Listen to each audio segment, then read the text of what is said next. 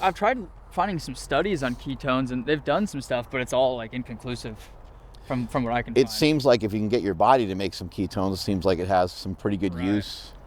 And I guess if you were really low carb, right, and you were like on a ketogenic diet, then maybe the ketones would give you a little boost, almost like a little bit of carbs would, you know, something like that. Yeah, but I mean, I guess at that point, your body's already producing them, right? So why would you need extra? Exactly. Or maybe there's benefit to having extra. Yeah, I mean, I guess like if you're, you know, if you start running really long distances like Zach Bitter does, right, maybe you just throw everything at it, you know? Yeah. Maybe you're like, I'm gonna have carbs, fats, and drink some of these ketones. And yeah, I've seen people using them to fuel for races. So I've seen like ultra runners or marathon runners do it.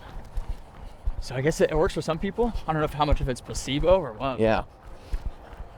Walk us through, I don't know, any sort of particular thing you do on a warm up for running?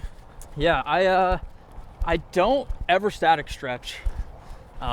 Before a run? No, yeah, just in general, really, I never stretch.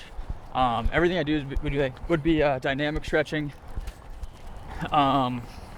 Really, like, I mean, I take that philosophy from sports, where playing sports growing up, when they tell you to go warm up, like the first thing we'd always do is just go for like a nice easy jog.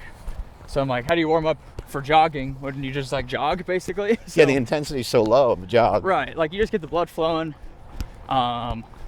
just get everything moving a little bit. Yep. And yeah, I also like the saying of, have you ever seen a lion stretch right, taking down a gazelle? Like, right. I don't know, and even like the science and the literature, I guess, on stretching is pretty.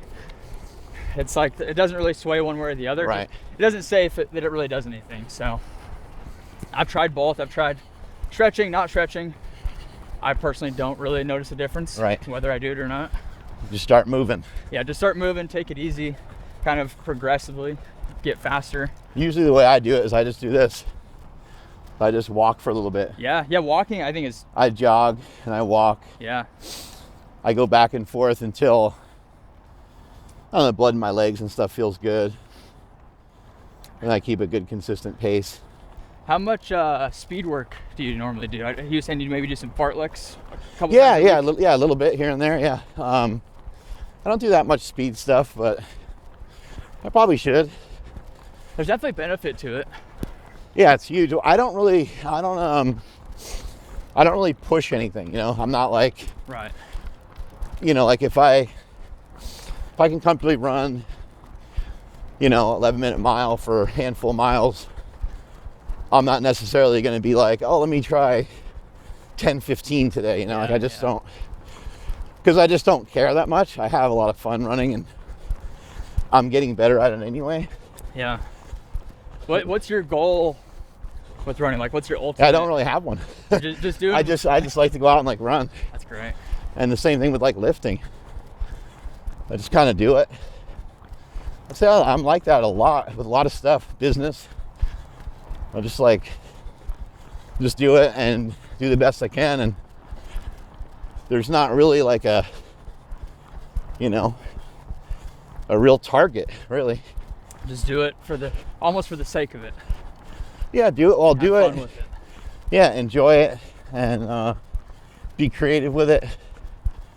I like producing. You know, I like producing cool shit, stuff that I like, that I think's good. Because you've done a couple races. I know you did a half marathon, and then you did the Boston Marathon, right? Yeah, I mean, ultimately I'd love to do just like an under 4-hour marathon. It'd be cool.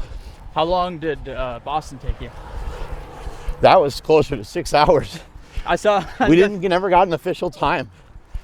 I saw the video where they were like packing up the course. Yeah. They were like trying to get you off, basically. Yeah, it was wild. They're like, sir, you got to move to the side of the road. We're opening up the streets. They're like, you know your way to downtown Boston? I'm like, no. They're like, good luck. So you never even got a time just because it like, well, they so turned the timer off, or? My chip shut down. Oh no. Like I used the restroom about halfway point, and for some reason at that point it died. Oh. And so people on the internet are like, he gave up. I was just like, well, whatever. Yeah, the thing with Boston too is like the vast majority of people that are running that had to qualify. So Right. the field itself is a lot faster than the average marathon. So Right. that makes sense. I mean, they do have some like charity runners and stuff, but Any technique stuff? Anything have you gone as far to like having anyone do like analytics of your run or yeah, I actually any weird stuff like that? Yeah, there's a spot in Austin. It's called Run Lab, and they take you in. They set up like green screens. You run on a treadmill at different paces. They have you do like your easy pace, and then they'll have you do like whatever race you're training for. So for me at the time it was my marathon. So they'll have you run your marathon time, and they'll break your whole form down and try and find any inefficiencies. They'll tell you like what looks good, what you can improve on. A lot of it is either from a place of how do you improve your performance or how do you reduce your risk of injury. And so for me, fortunately, they said that my form was like 99% good. There really wasn't any place where I need to be worried about an injury because of some kind of form deficiency. But really, they just gave me a few tips on how I can improve my performance, just by like little mechanical things to become a little bit more efficient. So one of those things was trying to, like in the back part of my stride, to like bring my foot back as much as possible. It's kind of, there's twofold to it. So like when you're running faster, the tendency is to start reaching with your foot, or like reaching out in front of you to like grab more ground. But instead you want to think of like increasing your cadence. And so you're taking shorter, faster steps. And so when you bring your foot back behind you, you want to try and get it back in front of you as fast as possible. Because the more steps you take, the less time per step you're spending on the ground. Right. And so you want a higher cadence count because overall within that, say like it's beats per minute. So per 60 seconds, even though you're taking more steps, you're spending less time on the ground. Right. And it's an interesting theory because like when you see people that really struggle with running, especially people that are really heavy, they do the opposite. So they'll go, and they'll stay on the ground for a long time. Right. Because this is super safe because they're not bouncing anywhere. But I understand once you start like running, then you need more of a rhythmic thing. Right. Like even like my cadence right now, I guess this is around 180 beats per minute. And then if I'm running at like 6 minutes per mile, like around marathon pace, it's still 180 beats per minute. So it's the same cadence, it's just a longer stride because you get to kind of open up a little bit when you're running faster. So even like the elite people do that, like Kipchoge or like the top marathon runners, like you'll see them do their easy runs. It looks like they're taking these really short little choppy steps. And it's still roughly the same cadence for when they're running like 4:30 per mile. So you can do like around a 6 minute mile pace for 20 something miles. Yeah. Maybe not at the moment, but at one point I did. Yeah, so around there ish. What does like a laid back training session? Is that like this or still probably quite a bit faster than this? This is about 11 minutes a mile. Most of my easy runs, that's about 80% of the time spent training. That's somewhere between 8 to 9 minutes a mile. So you get into that range, what percentage you're at like 75% of your capacity almost? Maybe not even that. I'd say like 65 to 70. Okay. If you look at it from like from max heart rate perspective. Yeah. My max heart rate's probably like 195 or so. And the vast majority of my easy runs, heart rate is between 130 to 140. Right. So a way lower, way under that. And the reason zone 2, that's my zone 2 basically. The reason it works so well is, especially for marathons or the longer distance, it's always going to be your legs that hold you back more than your aerobic system. Right. And so when you're running zone 2, you're not maximizing your aerobic fitness during that run, but you're allowing yourself to put on more miles on your legs because it's such a low effort. And that just allows you to show up every day basically. Like you can run 10 miles easy every day and do that forever basically because it's such a low effort. Right. What are some injuries you've run into and what did you do to help them? Yeah, I've had shin splints, plantar fasciitis. Let's go over shin splints. Okay, shin splints. That was when I first got into running, and I think one of the main People causes, fucking talk about shin splints all the time. I hate them. I feel like everybody gets it. Yeah. It's like a rite of passage, I think. Yeah.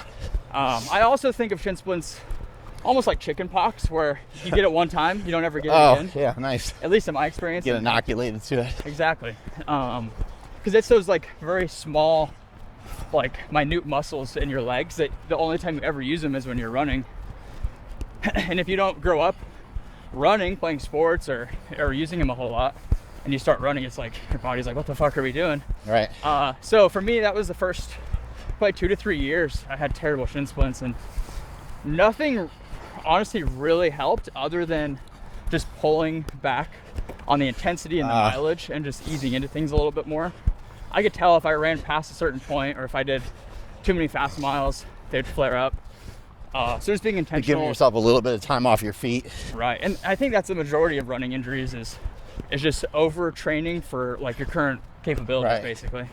You can maybe switch to going on a bike or something different, right? Right. Yeah, you can still get that aerobic benefit in some other way. Do something different. Walk uphill on a treadmill. Yeah. If that doesn't bother your shins. Yeah, I think if you were really trying to start your running journey in the most optimal way, you'd probably want to do a run walk combo for even a full year, probably. Whoa. Yeah, I had plantar fasciitis, and when I got that was, I used to work from home. This was like 3 years ago. I worked from home, and then I started an office job. So I started wearing tennis shoes every day, just like Nike, regular old tennis shoes. Feet are crammed in there. Yep. And the balls of my feet just started hurting so bad. A lot of times that resonates in the heel. Yep. It's like, man, what did I do to my Achilles or my heel? Right. Yeah, so your plantar fasciitis. Yeah, so I switched to barefoot shoes. And now I work from home again, so I get to just walk around barefoot all day. But anytime I go for a walk, it's always barefoot shoes. Right. The only time I don't wear barefoot shoes is just running. But what did you do for the plantar fasciitis? Anything? I tried everything. Other than like just maybe getting off your feet, like rubbing a golf ball, lacrosse ball, like. Yeah, I tried. I started with like a tennis ball just because it's a little bit softer. Yeah. Worked that up to like a lacrosse ball or a golf ball. That seemed to help. It was kind of like a short-term fix. Right. But again, it's things like that comes down to overuse. Right. Or in my case, it was just like I was underutilizing all my foot muscles. Yeah. So I mean, look, if you never played guitar, how hard is it to hold the right? Like this shit's next to impossible. And you're like, how the hell? Like, people go on stage and play this for like 3 hours. Right.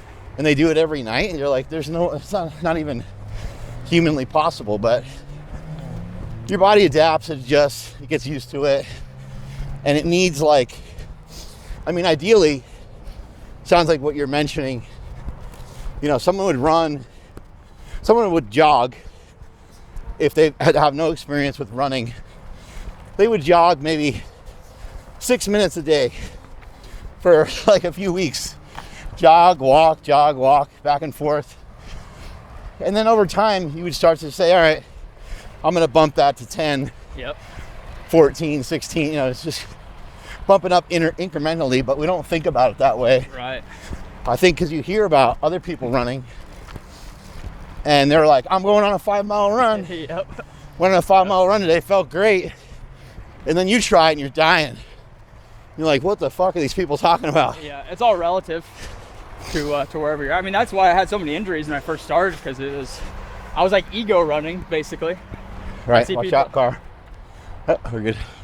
I'd see people online. Yeah, exactly like you said, on Instagram, going for 8-10 mile runs, thinking I had to do that. Ryan, what's best? Should we be here or should we be there with you? Either way. Okay. I think what else I had. Runner's knee. I had runner's knee in both knees.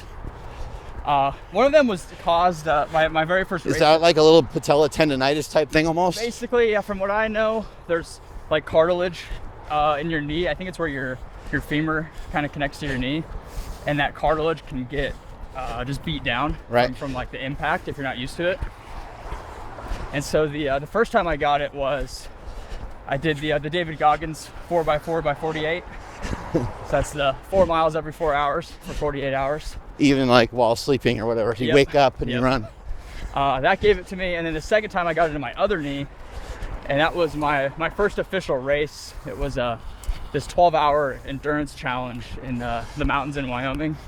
Damn. Basically 12 hours to run as many miles as we could. I ended up doing like 43 miles, but wow. I had to stop because my knee hurt so dang bad. Yeah, that's brutal. But yeah, runner's knee again. Just I was not. I just wasn't properly trained for either one of those. So running beyond my means at the time. Yeah, that's what you're gonna see most of the time. People's overreaching.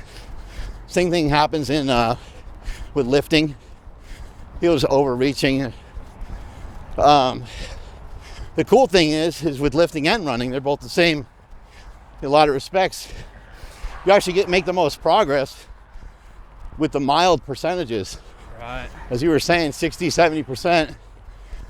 It sounds really funny to say it out loud, but 80 to 90% of the time, you're probably going to be in like a 70 to 80% range, depending on how long you've been doing something for too. Because if you're an athlete that knows how to turn it on and turn it up when it counts, you might not even need the higher percentages, really hardly at all. And that's was the case for me for powerlifting. I used 405 in my squats all the time and was able to squat, over 1,000 pounds in competition. Yeah.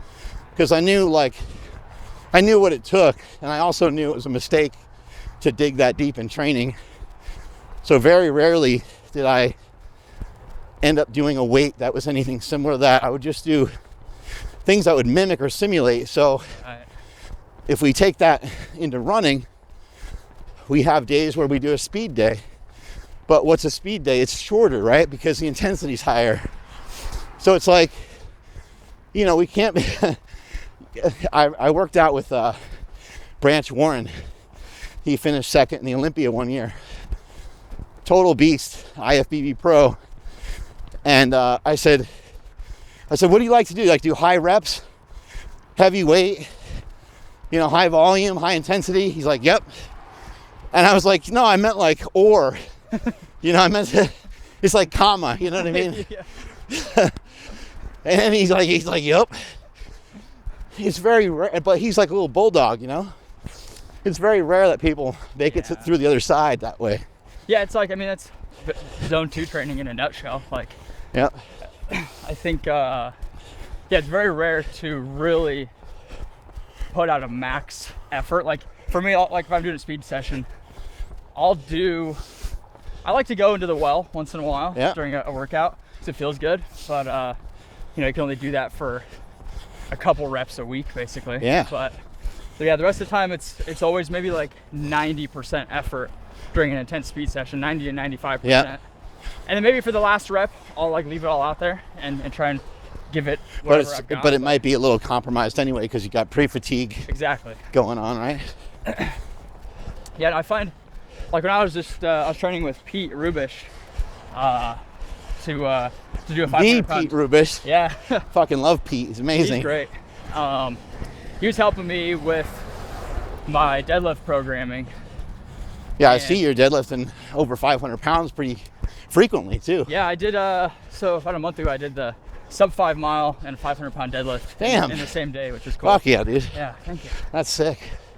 But yeah, one of the similarities I saw between lifting and running was basically that same idea of like, in a deadlifting set, we would do, if I'm training for 500 pounds, I would do like a set of 8 at like 365. Right. The first 5 to 6 reps are pretty easy, but then by the time you get to rep 6, 7, 8, you get up near RPE 10. Like that's going to simulate how it's going to feel when I'm pulling that one rep for 500. And it's the same exact mindset in running, the same philosophy. Like yesterday on the track, we did 10 times 400 meters. 400 meters so short versus, a marathon. Right.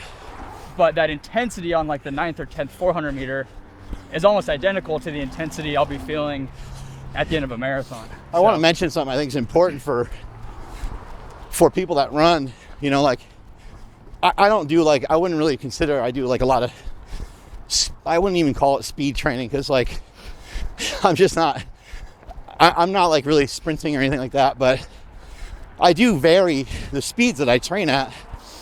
You know, some days I might only run like 2 miles, and when I run 2 miles, I'll run a lot faster than when I'm running 6 miles or 8 miles and so on. And so I think a way for people to look at it from a running perspective, if they don't like other stuff, they don't like riding a bike, they don't like being inside on the Airdyne bike, they don't like cross training, they don't really like lifting, well, you could just use your own running and you can have it be a variable. So find some hills sometimes. Yep. Having a hill is incredible, because every step you take, your foot lands in a spot that's not the flat surface. Like when you slam your foot into the flat ground, you have no choice but to deal with all those forces and to deal with the speed that you're running at. But when you're running a hill, your foot gets interrupted, and so the forces that you're generating they're not the same, because you're not falling from the same distance, because the hill is upward every time. You're also slowing down a lot, which is, in a weird way, like a hill. Sprinting a hill is way harder to hurt yourself on than sprinting a straightaway, or flat surface, I should say. So you can utilize what you're talking about, 400 meters, 100 meter, 40-yard dashes, stuff like that. You can use all of that as a form of cross training. And I recommend it. I think people should implement some of that, because I think it could help you get away from plantar fasciitis, the tendonitis in the knee, some of these injuries that you're running into. Because if you're just doing this right here every day, or whatever pace every day, it's too much of the same thing. Yep. And you're not training any different patterns. What I love about running is the massive variables that you got between a jog, which I would consider this a jog, versus a run versus a sprint. When you see someone selfieing themselves running, like he and I do sometimes, or maybe all the time, if you don't see their feet projecting backwards, they're jogging. Right. If you can't see their feet from this angle, they're jogging. Because once you start to run, the feet are going to automatically start to pick up behind the body at least a little bit. So I guess I do have a goal with running, and my goal is to be able to run. You know, my goal is to be able to is to be just like this right here for like 8 or 10 miles. That's it. What do you feel like holds you back from that right now? Is it like the form? Is it your muscles? Is it your cardio system? I just get a little tired. But I'm making so much progress. I'm making so much progress that's what I'm saying, is like I don't put a ton of effort into like making it super specific. I do have Zach Bitter. He helps me here and there. Nice. That's great. Yeah, it gives me some recommendations, but I'm not always able to follow him, because I've never really liked adhering to much of a program, so it's a little difficult for me sometimes. You prefer just like intuition? Yeah, I just love to go and be like, all right, say it's gonna be 20 minutes. All right, say it's gonna be 2 hours, you know? I think that's honestly the optimal way to train. As long as you know yourself well enough that you know when you can push, when you need to pull back. It's exactly what Zach was saying. Zach's like, kind of hard to program for, because you already know what to do. Right. You know, maybe you don't know exactly what to do for running, but he's like, you know your body really well. Yeah, if you're a newer runner, or like if you're newer into fitness, like you might not have that intuition, so that's where having a coach or having a program can be super helpful. It's like a guideline to give you somewhere to start. Yeah. But then over time, hopefully developing that intuition. And again, I think the most important thing is like, you got to be a self-starter when you're like that too, because you have to know, okay, today I got to go out and get after it. Because it's easy to start making excuses with yourself. Yes. Like, I'm not feeling 100%. Yeah. But are you just feeling like mentally? Well, lazy? that's the same with lifting. You know, if you don't have a program, you're supposed to do a 5x5 for the day with 315 pounds on a given exercise. If you're doing your own style of programming, you might be like, I'm just going to do 225 for 3 sets of, 6 or 8 reps and leave. And you didn't mess everything up, but you change the intent. Or maybe you just skip the deadlift altogether, which again, can sometimes be a great idea. But you have to kind of understand why. You have to know what you're doing. And right. Joe Sullivan, a powerlifting friend of mine, broke the all-time world record in the squat. He said, once you know the rules, then you can break them.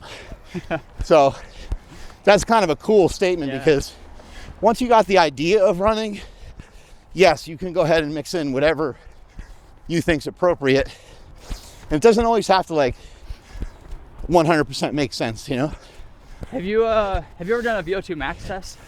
I have not. I'd be so curious. It'd be cool to go back in time and see what your VO2 Max was. Maybe peak powerlifting career. So according to my watch, my VO2, the lowest that I saw it was 41, but I never looked at it before that.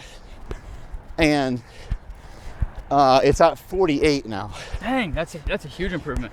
So I'm just going to estimate that it was probably, 37 or something like. How long was the time in between the 41 and the 48? Probably like a year, maybe a little longer. Yeah, one of my friends, Joel Jameson, he's kind of the guy that brought HRV to the public. He was saying the improvements he made are pretty crazy, but it also goes along with the weight loss. Right. He's like, the weight loss is really a big contributing factor. So yeah, I'd like to get my VO2 max into the 50s. I'm sure yours has got to be 55, 60 at least, right? Yeah, my watch says 59, and I did a lab test about a month ago, and it was 69. So. Oh, nice. I think normally they're pretty accurate as long as you give it enough That's data. kind of what I've heard, yeah. So, I'd say plus or minus 3 from what I usually see, but mine was really far off. So, also I think there's a factor of... Well, in your training, you probably don't ever really push. Exactly. I almost passed out when I was doing when I was in the lab VO2 test. Well, they yell at you a little bit, right? They encourage you to really go hard. Yeah, there's cameras, we were filming it.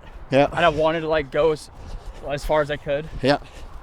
So yeah, I've never done that in a workout, but yeah, I think VO2. I saw this stat the other day that for every point your VO2 max increases, it's a 45-day extension to your lifespan. Oh wow. So yeah, Peter IT is big on that. Yep.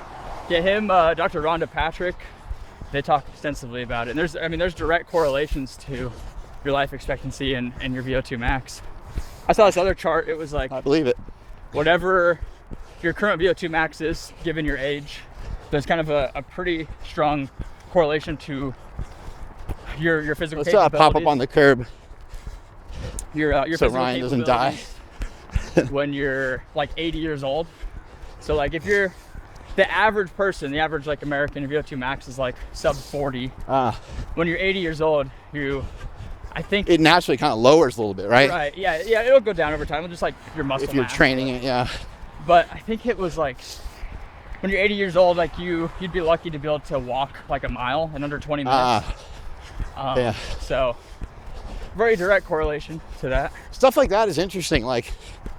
You think, a mile in 20 minutes. You're that's, it's actually go practice it. It's not as easy as it sounds. That's something else I've been trying to pay attention to is dude, just walk a little faster. I'm kind of a stroller when I walk,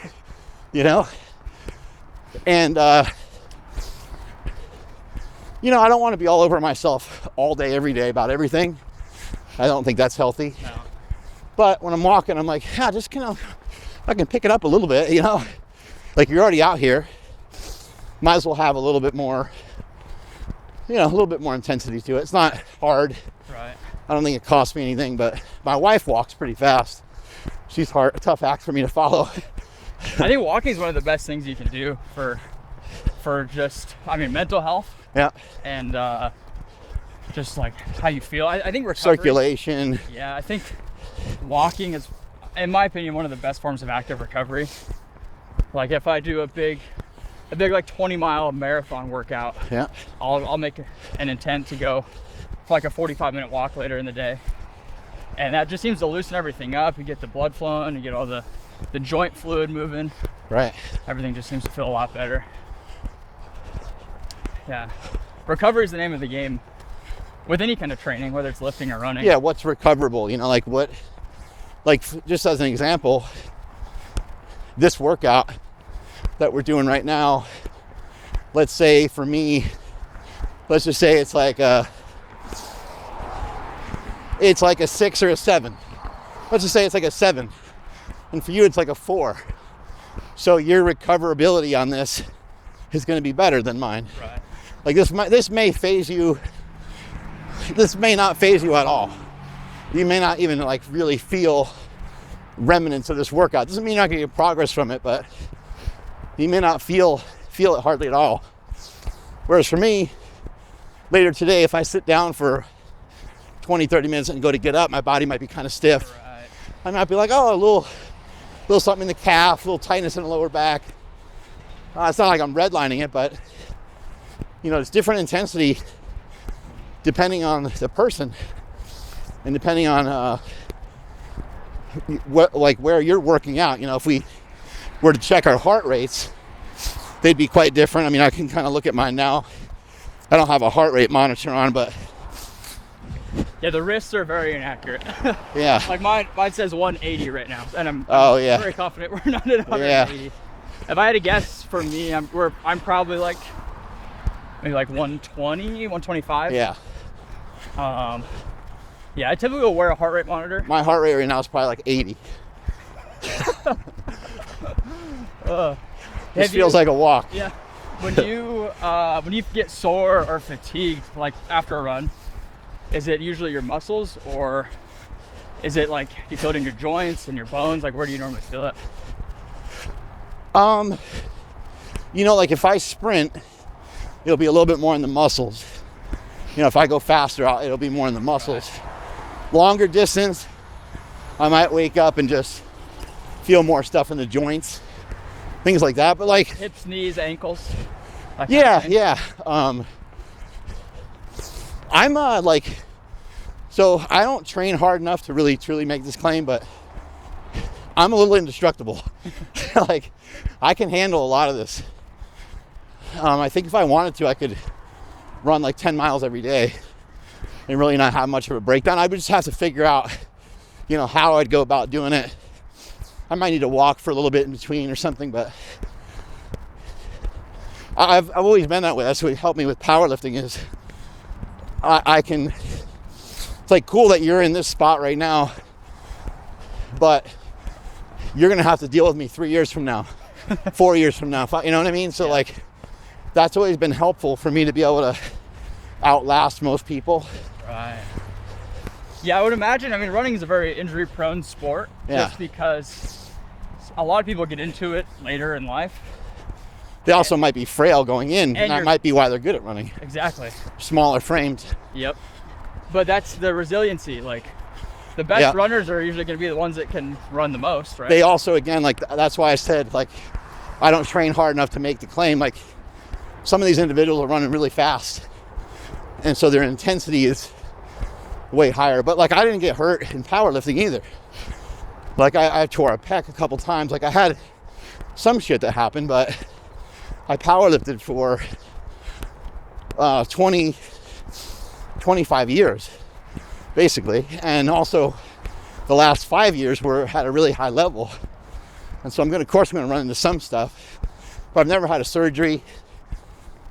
The only thing ever really, even a torn pec, it didn't sideline me. I still was able to lift and go to the gym, pull the sled, and do a bunch of other stuff. I did get taken out pretty hard by falling with a 1,085 squat. Ooh. that fucker took me out pretty good. But again, I'm still training. I was like, I'll just do my upper body, you know? Do you think that's a result of like you have some gifted genetics, or more of the way you train and your training philosophy? I think it's like epigenetics, like my environment blended in with my genetics. Because I started lifting so young, I kind of built a good resilience, and that resilience and that strength gave me confidence. Yeah. And so they sort of melted together. And yes, a genetic predisposition to be a little further ahead than some other people was definitely encouraging, especially in the beginning. I remember my friends, you know, they couldn't bench with the 10s on the side. They had to just do the 5s. So like 55 pounds, like 12, 13 years old. And I remember being like, oh, that's weird, because I can do it with the quarters on the side. And I could do it for like reps, you know. How old were you when you first started lifting? Around 12, 13, somewhere in there. And then I remember it wasn't too long after that. I was probably like 14 or 15.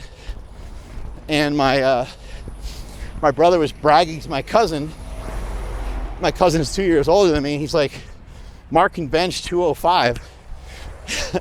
and it was an estimated max based off of like me doing 185 X amount of times or whatever. So my cousin was like, no way. He's like, I can't even bench that. And he was into lifting. My brother was into lifting. And my brother's like, well, I can show you right now. Let's go in the basement. So we started loading up weight, and kind of like the movie Unbreakable with Bruce Willis, where they keep loading on the weight. We just kept putting on weight. My brother was putting on incrementally 5 pounds more each time. He wanted to be safe. He wasn't sure what I could do. And so I did like 200, 205, 210, 215, 220, 225, 230, 235. Oh my gosh. And finally ended at 245 pounds. And my cousin was like, holy fuck. He's like, I don't know what that is, but he's like, that's probably going to turn into something. He's like, that's pretty cool. And what was your all-time bench PR? My biggest raw bench was 578 pounds, equipped in competition, wearing a bench shirt. I did a 854 bench press. Oh my god! It definitely turned into something. yeah. That's so cool. Does the equipment really make that big of a difference? I mean, that's what, like a 300-pound jump? Yeah, it can. Yeah, same with the squat. My best squat, I did a 725 squat in the gym. Squatted 1,080 in a squat suit. Yeah, the gear, like, that's what people don't understand, is that powerlifting gear, there used to not be a raw division. There was powerlifting, and it was done with no equipment at first. And then the equipment came in, and nobody made adjustments for that. Mm-hmm. And some people chose to use it, and some people didn't. But no one bitched, no one cared. Yeah. No one was like, hey, he's using a bench shirt. Because everyone was out for their own results.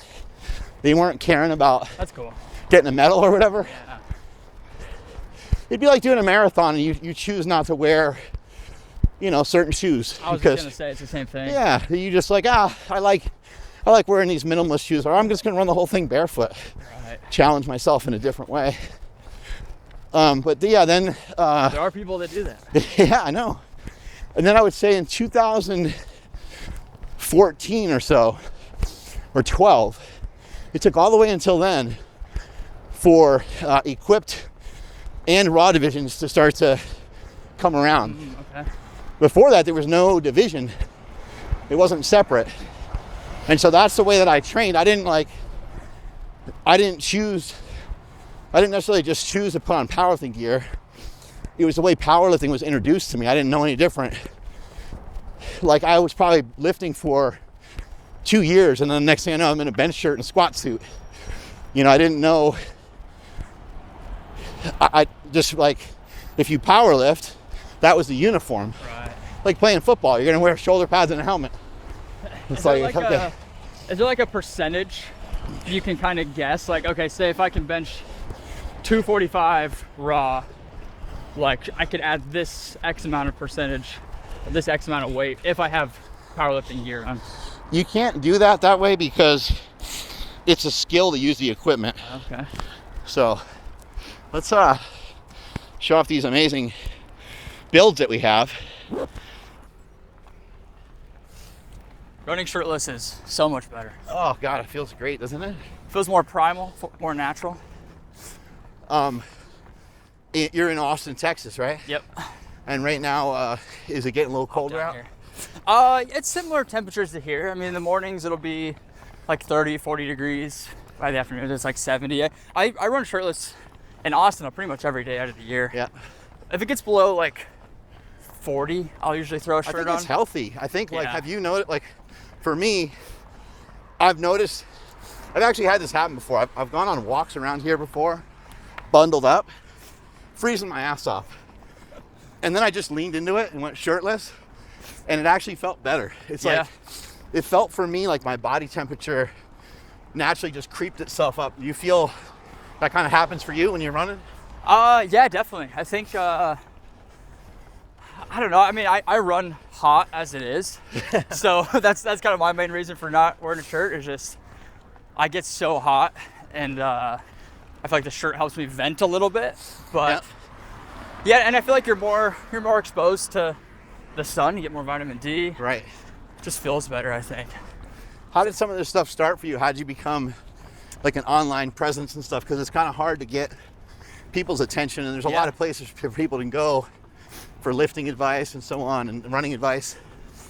Yeah, so I started making running fitness content like late 2022, so about a year and a half ago. And I really just wanted to share as much knowledge as I had. I felt like I had maybe more knowledge than the average typical like hobby runner, because I knew about, you know, how to increase your VO2 max, knew how to kind of incorporate strength training with running, and it was, you were maybe studying it a little bit differently than I was just paying attention. your average runner. Because I love that stuff. Like, that's what I do in my free time. Yeah. I run and I lift, and I like to learn about it and optimize it. And so I felt like I had a decent amount of knowledge I could share with people. And so just started turning that into mostly short form content, like little 30, 45 second videos. Like, oh, here's how to lower your heart rate when you're running, or here's how to beat shin splints, things like that. Yeah. And just trying to take all these things that I learned in my own journey and then just share that with other people. So yeah, I think at the time I had like 4,000 followers on Instagram, not much of a following. And then now a year and a half later, it's over 130,000. Oh, it's awesome. Doing like long form YouTube content and vlogs. And after this video, you're gonna be in the millions. Yeah.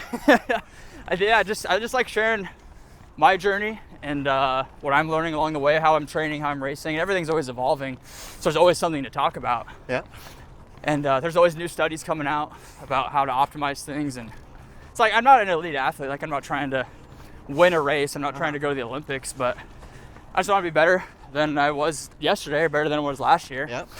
And just finding all these little, 1% things that'll make me that much better. And just sharing that with other people. At one point you were working with Nick too, right? Nick Bear? Yeah, so that was like early 2022. I was there for about 8 months. I learned a lot from being around him too. And I'd say one of the biggest things is just consistency. My friend was like, I told him that you were here. My friend's a runner. My friend Oscar, he's a body worker basically. And he's a fan of yours, and he was pumped up. He's like, oh, it's awesome. He's like, he was Nick Bear's cameraman. Yep. And I was like, shit, I guess if you're Nick Bear's cameraman, you're going to get in pretty goddamn good shape. Yeah. And like, when I started working with him, I knew like, I'd done a marathon, I'd done like some stuff, but not very optimized, and definitely not to where I'm at now. And I think just being around somebody like that, it made me realize like, he's a lot like me. Like, he's just kind of a regular guy. He doesn't have like crazy genetics. He's not trying to go to the Olympics. Just like the vast majority of us. Yeah. We're just trying to be better than we used to be. And I think what makes him so good is his consistency. Like, I've never been around somebody that's more consistent every single day. Wakes up at the same time, eats the same food, trains at the same time. It's just the same thing every day. I love him for the outside the gym stuff too. The outside the gym and outside of running. I love that he's more geared towards family. Right.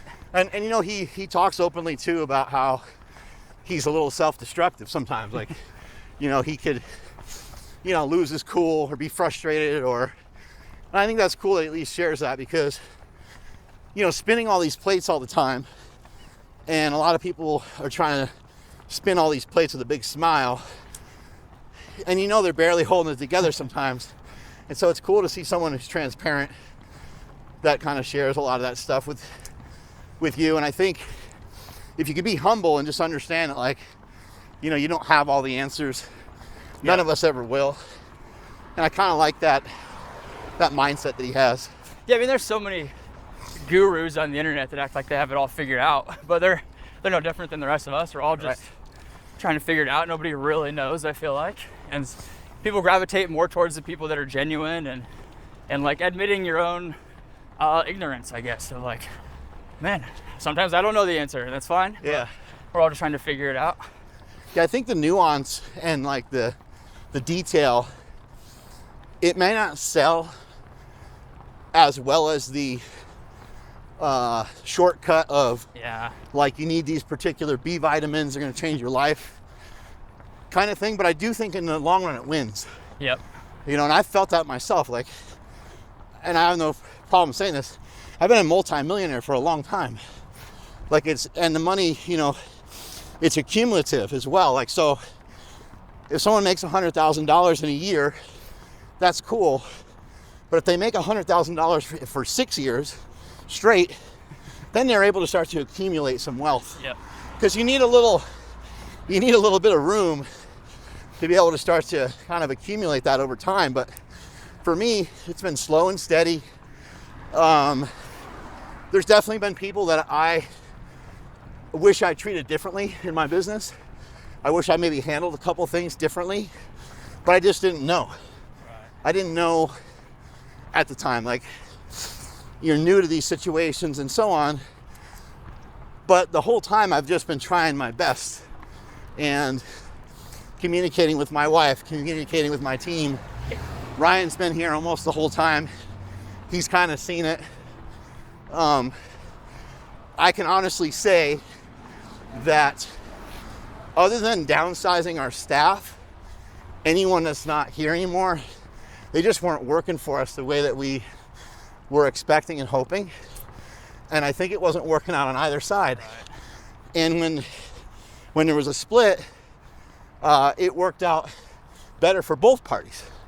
You know, so I think a lot of people will say, like, the slow, you know, the not so sexy stuff's not going to sell. I think I'm living proof that it can, because I've been doing it slow and steady forever. There's never been a point, you know, I've been on Joe Rogan's show and Tim Ferriss's, and I know a lot of incredible people. I'll just stay here. Yeah. I know a lot of incredible people, but there's never been like one giant blip for Slingshot or for anything that I've ever done that has just, you know, slingshotted the company into like new heights. It's just been slow, steady progress over a long period of time, and me trying my best every day to do what I think is right. I feel like that's the most gratifying or the most fulfilling way to do it, because if you're, you know, if you have one thing, you go on some podcast or something and your company just blows up, that's great, but like, you're always going to be kind of chasing that, and then when you don't get that, you're going to feel let down all the time. Instead, if it's like this slow, methodical, very like grassroots organic approach, I feel like it just becomes so much more fulfilling, because you get to experience all the ups and downs along the way, and it's I don't know, I would much rather have it that way than, you know, some virality or something. I think how you do stuff, I think, is important. You know, how'd you gain your strength? How did you acquire your physique? How'd you build your business? You know, for some people that maybe haven't used performance enhancing drugs, maybe they don't understand me well, and maybe they think that I shortcutted my way to doing certain things, and that's fine. I'm not going to try to change someone's mind on that. But it does bring up a good point, like how you acquire something if you can acquire stuff naturally and organically over time, I think it's the best way to go. Whether it's muscle mass, strength, speed, your physique, any of these things. For me personally though, I've always been so interested in strength training that it was just an obvious choice. Right. Like, oh my God, these things make you more muscular, they make you stronger? Fucking kidding me? And so I didn't mind the other costs that can be associated with performance enhancing drugs for those reasons. But even like, you know, something as simple as how you acquire your strength, like at what cost? Like if you're deadlifting 500 pounds and you're running a 5-minute mile and the body feels good, then that's a great sign. It's a really excellent sign that things are firing on all cylinders. But if someone follows you and they admire you and they're trying so desperately to get to that 500 pounds and they hurt themselves with 405 or something like that, they're kind of forcing something that's not there just yet. Right. And Yeah. when I see, you know, I interview a lot of people for the podcast and sometimes have guys that are a little older than me even that come on the show and their bodies are very compromised. And I'm like, man, like I gotta keep making changes. I gotta keep running. I gotta keep doing things different because I don't want to end up like that. Right. You know, so the cost for me to have done some of the lifts that I did doesn't seem that bad because I'm able to do all this shit. I'm really grateful for it. What is that kind of what made you start running? Was like, I want to be able to be healthy and mobile when I'm 70, 80 years old? Was that kind of one of the driving forces? Absolutely. And I also love the kind of the challenge of it. I love the time by myself. I actually got done with a run a few days ago. And I was just driving home and I'm like, I wonder how many people spend as much time as I do by themselves. You know, I'll invite Ryan to come film. I'll invite other people to run with me. Sometimes I'll wear headphones and stuff like that. Sometimes I'll film the workout. But so many of my runs are just completely by myself in my own head. And I love the way that feels for like my mental health and my overall health. So I got addicted to it. And now it's like, I basically want to run every day, but I know that to a certain extent, that's not always the smartest thing unless you're really balancing it out correctly, you know? Do you feel like you get that same solitude and that same kind of meditative aspect that you get from running? Do you get that with lifting too? No, I don't get anything from lifting. just the physical benefits. No, you know, I do get a lot from lifting, but yeah, it's different. Right. This slow pace, this like, and also like, I'm not that skilled at this yet. Like somebody who had like a little bit of running experience when they were young, who just didn't get fat, could probably still beat me, you know, in certain runs.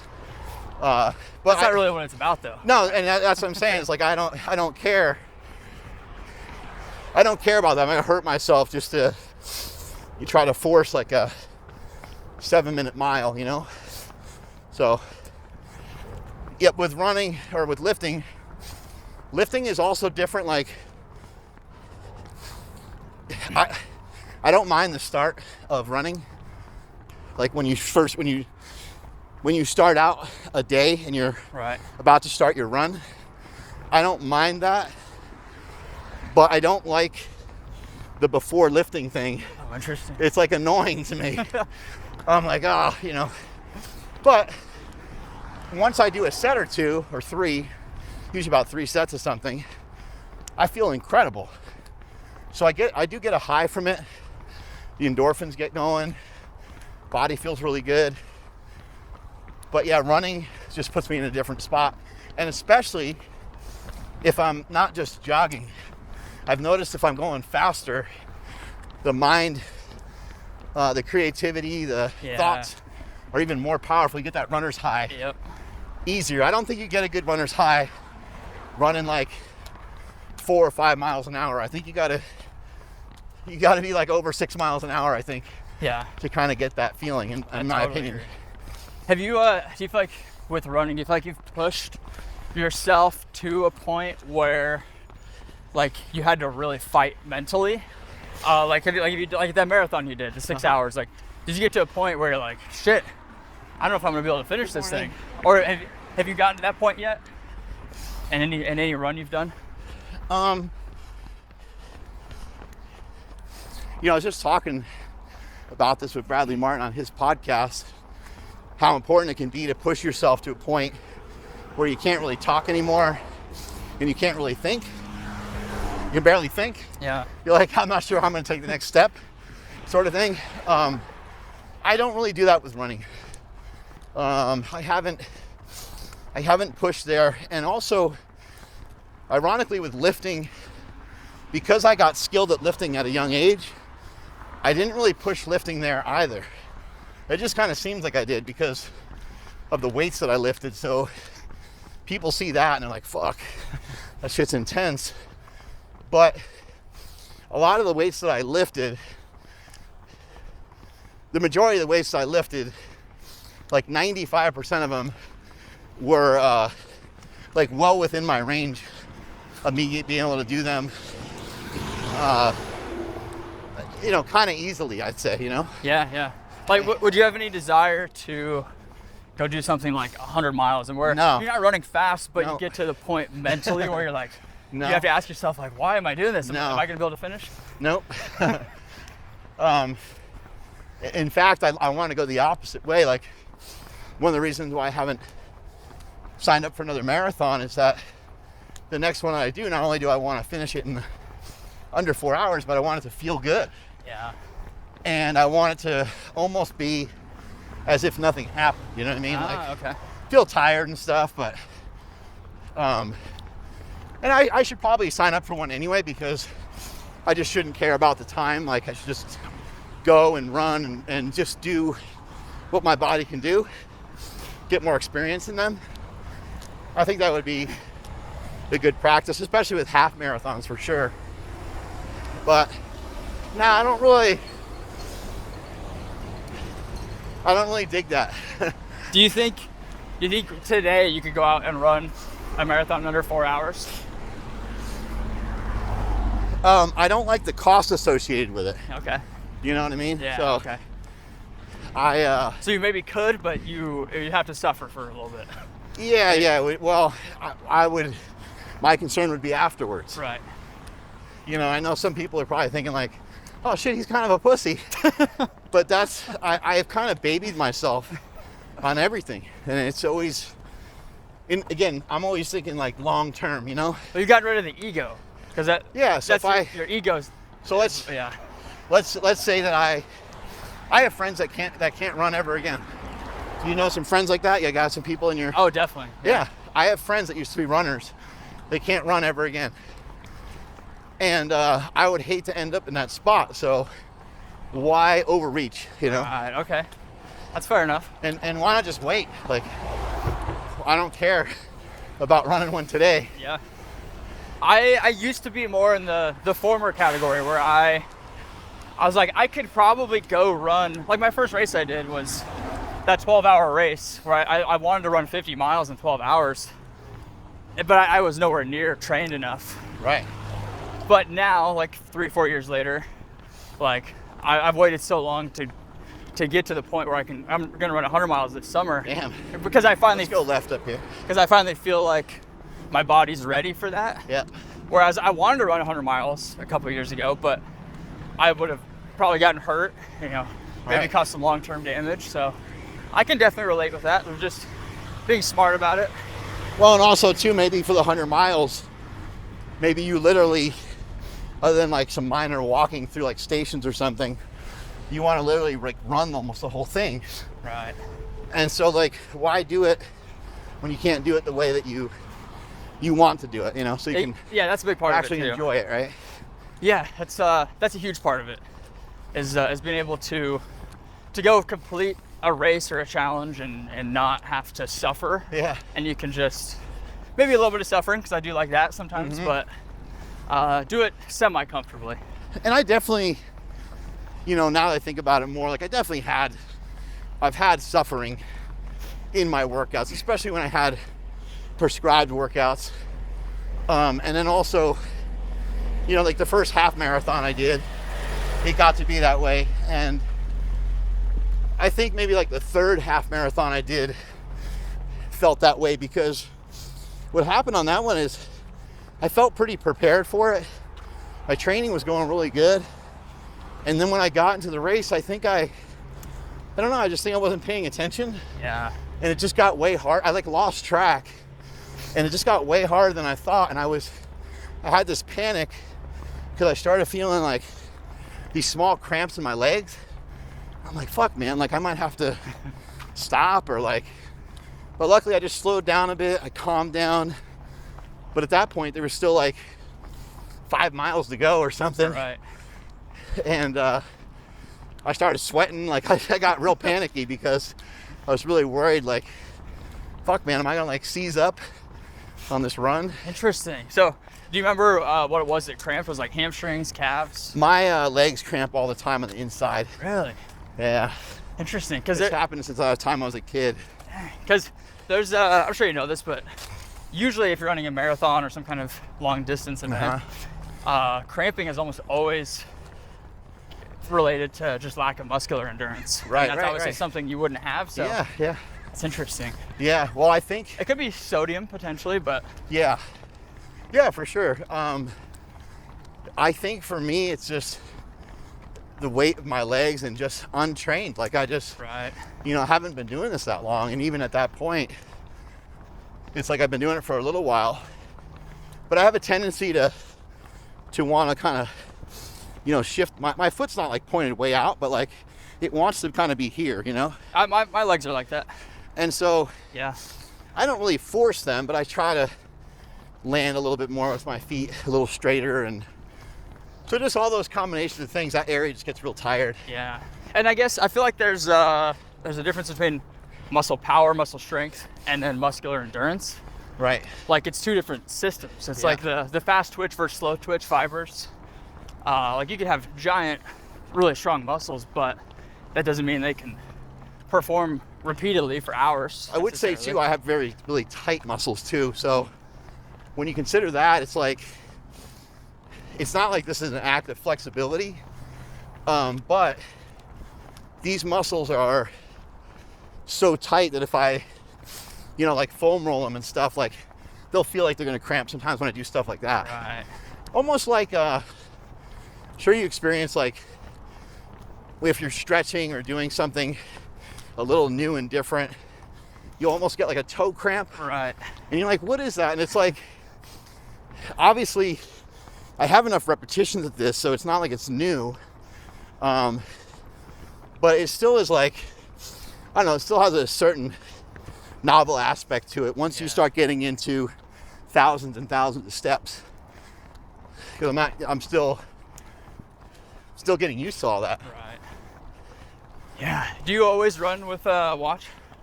Yep, almost always, yeah. Do you track mileage, track pace, all that? Not every time. Like today I didn't even click it. I just looked at our time when we started. Yeah. And we've been a little over an hour, which is cool. Yeah, I know a lot of people that will run with no. But I usually track the heart rate. Yeah. And I usually wear a heart rate monitor. Yeah. I know a lot of people that'll run without a watch. Like they just don't track mileage at all. Just because they feel like it's a distraction, or they have like a tendency to push themselves too far. Yeah. And just solely going off of feel. Just feel, yeah. Yeah. There's a lot of value to that. Yeah, I think no technology is. I mean, there's people that have been running way faster than both of us. Yep. Without any technology. You know, Mark Sisson. Do you know Mark Sisson? Yeah. Yeah, Mark kind of pointed out, like, he's like, when I ran, he's like, there was none of you slow fuckers around. He's like, because it was like people that didn't run, they didn't sign up for marathons. Right. You know, now it's like a rite of passage, right? So, which is cool. Like everyone signs up for one. It's gotten so mainstream. But he's like, no one would even think about signing up for a marathon that barely ran under 3 hours. I was like, that's fucking hilarious. So crazy, yeah. Because he ran like a, I don't know, like 2:08 or something. Yeah, I think he was an Olympic trials qualifier. Yeah. Yeah, he's fast. Yeah, and there's I mean, same thing with lifting. There is a point in which genetics, I mean, that's any fitness, right? Any athletic endeavor. Some people are just have better genetics than others, but I feel like even at that, so many people leave so much on the table. Right. Like, and just chalk it up to, oh, I don't have the right genetics. But they never even really tried. Yeah, they don't even it's like, oh, I'm not that. Kenyan, I'm not going to try to run. Exactly. Like, what the fuck? Yeah, that's something I got to remind myself of, is because I get stuck in that mindset. I'm like, damn, I'll never be an Olympic trials marathoner. But I mean, like, every marathon I've ran, I've gotten faster. So it's like, right. I mean, theoretically, I could keep doing that as long as I keep trying. But that's not even a goal, really. Like, I've never. That's been something for me too. Is like, why even bother to say like that I'll never do a 3 hour, 30-minute, or I'll never do under 3 hour marathon. Like, how does it help me? Right. You know, who knows? Maybe I get so into this that I continue to take it more seriously, and there's just no reason why I can't continue to improve a lot, you know? Yep. And it might take me, you know, even running like low threes, like it might take me 10 years, but you know, 10 years from now, I'm still under 60. Yeah. And it's like, that'll actually be more impressive. Yeah. The older I get, you know? Yeah, the thing with endurance sports of any kind is, I think time is the number one factor. Like the Kipchoge, he's like 36, 37. And he had the world record for a while. Like, it's so much of it is just, it takes so much time to build up the endurance. It's interesting how light those guys are. So yeah, I was actually thinking, like, at the Boston Marathon, you know, you get Kipchoge, you get him equally distributed 100-pound weight vest. Yeah. Right? And then if he ran against me, it's like he might still win, but he also might get hurt like 3 miles in. Right. His body's not used to that shit. Yeah, they're just, it's hard to lug around extra body weight. Yeah, they're so strong, and they have, you know, great muscular endurance, but they just don't have a single ounce of unnecessary body mass. Right. That's where, like, what I've learned with myself, like the muscle mass ratio right. to running, it's like I probably don't need as much upper body mass, but right. there's just a fun. Yeah. You want to look good and yeah. feel good. But for like running optimization, it's probably not the most optimal. But I also like to lift heavy, relatively speaking. So it's interesting too, like when it comes to like sprinting, sometimes sprinters, they don't mind having upper body be jacked because they can, like, you know, use their arms to pump themselves. Oh, most sprinters are fucking shredded. Yeah, their shoulders they're and super stuff. jacked. Yeah. Yeah, I like that style of training. I like doing sprints and stuff, but like I just felt like if I kind of started there, I would have really hurt myself. Yeah. So it's something I want to get more into. I also think the balance of running and lifting is, in my opinion, and I think science would probably back that up, is it's probably the most healthy way to train. You know, I don't know if running 60 miles a week is healthy necessarily in the long run, but some cardio, you know, 2 to 3 hours a week, consistent strength training 2, 3, 4 times a week. I think that's pretty much the most optimal way in terms of longevity. Right. I think so too. So, I mean, Kipchoge can run a 2-hour marathon, but yeah. I don't know how old he's going to live to be. Yeah. What is, we talked a little bit about zone 2. I think the easiest way to like quickly find your zone 2 is use the Ketone method, which is just 180 minus your age, and then you go kind of plus and minus on the heartbeat by about 5, and that's your zone 2 cardio pace. Is that something that you kind of prescribe to, or? Yeah, that's a method I followed. Let's go around the building, okay? We'll go around the slingshot. Yeah, building. the Ketone method, that was the number one way, or that's a way I followed for years. And then when I just did that VO2 Max test, they actually gave me my zone 2 based on the percentage of fat versus carbs that you're burning. Oh, wow.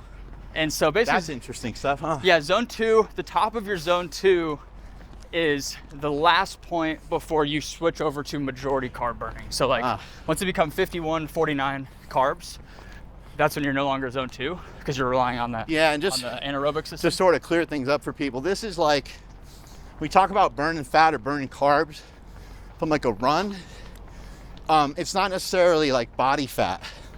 It's important to kind of know that. It's like, this is liberated fat that's already kind of floating around. It's probably more from dietary fat than it is from already previously stored body fat, although that can sometimes be the case too. But normally, I'm not even sure if I have this 100% right, but I think this is correct. I think normally post exercise, you get more fat burning effects, especially if you're sprinting. Yeah. So if you're sprinting, like he's saying, you're gonna burn up glucose, burn up carbohydrate during the exercise. But when you're done, because of the activity that you just did, and it's like kind of anabolic sprinting in a way, you'll also burn fat then as well. Yeah, through that VO2 Max test, I think one of the most important pieces of data that I got out of that was that my body is super, super efficient at fat burning. So even to the point where I had to tap out, I hit like my max effort, I was still like 5% fat burning. Wow. Whereas they told me once most people get to like zone 4, zone 5, they're 100% carbs. Oh, wow. And I think a lot of it is I train fasted almost every day. And I also eat a really high fat diet. So I think my body is more fat adapted. And obviously, say for a marathon, like if I can rely more on fat stores for fuel instead of relying on carbs, like that significantly reduces my chances of bonking. Because as soon as those carb stores run out, you're screwed. Right. So like my last marathon I did, I only took 3 gels, which on paper I should have taken like 5 or 6. Right. But I never bonked, didn't have any issues. And I think a lot of it is just because my body's so adapted to utilizing fat, which is cool. So yeah. Can't remember the original question. Oh, zone 2 with Maffetone. Yeah, I think Maffetone's probably the best way. And that the lab test lined up almost perfectly with Maffetone. So for me, it's like I'm 26.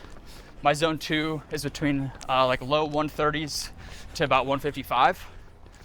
So it lines up almost perfectly with the Maffetone method. I think another good way is just nasal breathing.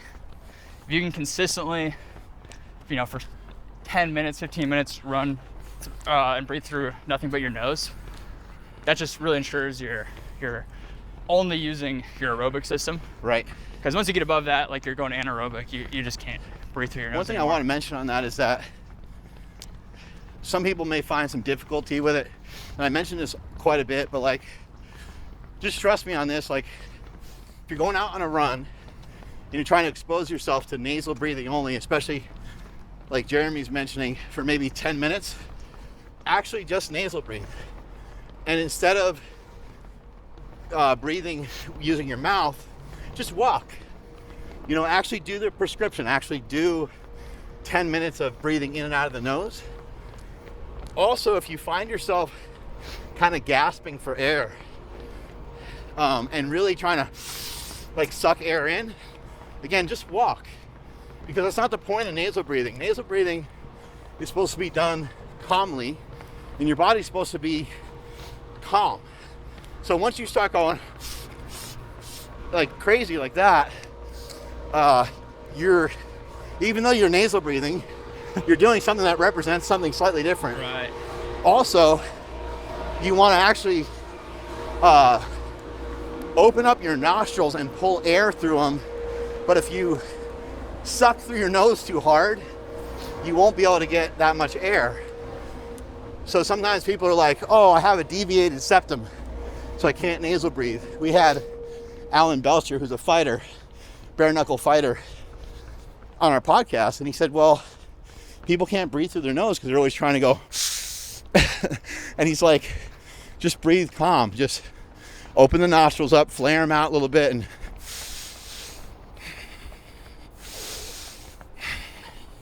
not real fast and aggressive.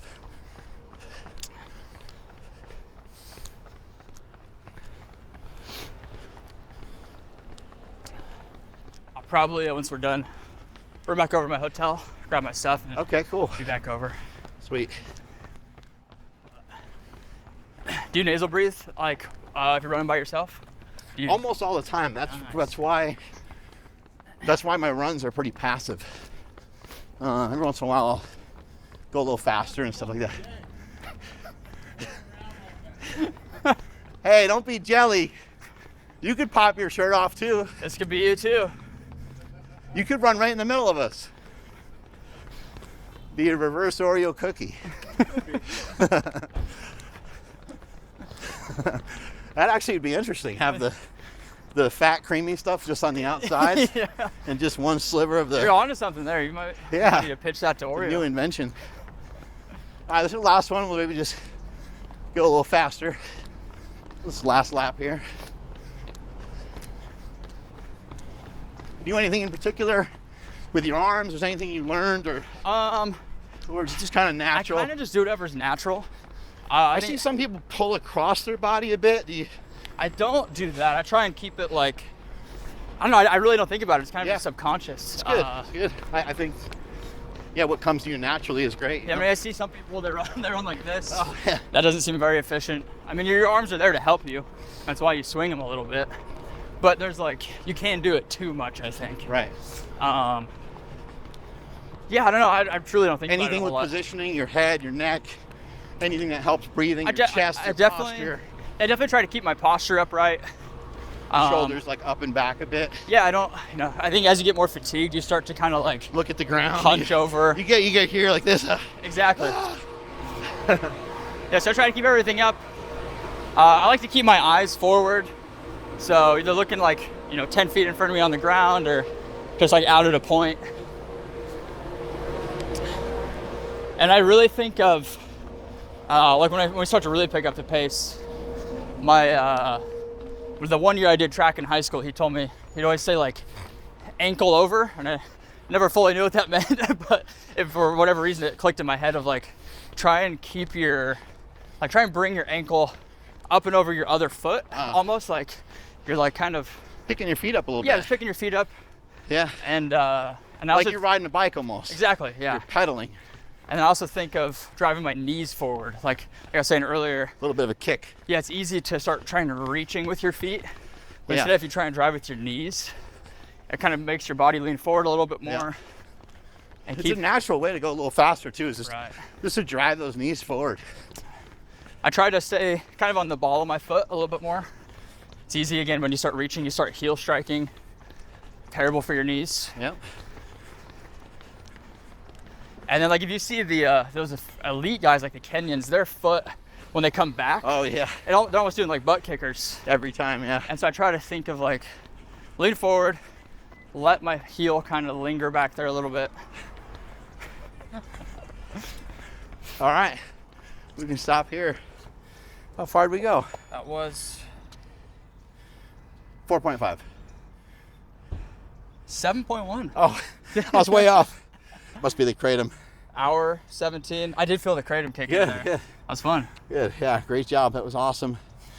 Tell us a little bit about your hydration product. We'll get some video of it too. We'll throw that in there. Yeah, we launched. It's called Switchback. It's an electrolyte product for endurance athletes. It's really high dosed electrolytes. 1,000 milligrams of sodium, coconut water powder, all natural flavored. No sugars, no artificial sweeteners. This is your first product like this, right? Yeah, first physical product we've ever launched. So it's cool. You must have a bunch of other ideas going. We got a lot. Cool. Yeah, especially for runners and for runners and any kind of endurance athlete. I think so many people are underfueled. Cool. Specifically hydration. I've done sweat tests and being able to see how much salt I actually lose. Yeah. That was a big motivation. So you bottled up your own sweat. Selling it to people. Yeah, you can buy it actually on my website. I love it. How can people find you? And you also program for people as well, right? Yes, I do some one-on-one coaching. I sell marathon programs and stuff. Jeremy Miller, just on Instagram is probably the easiest way. And then my website, jeremymiller.io. And then the electrolytes are called Switchback. So yeah, go check us out. Very cool. Strength is never weakness. Weakness is never strength. Catch you guys later.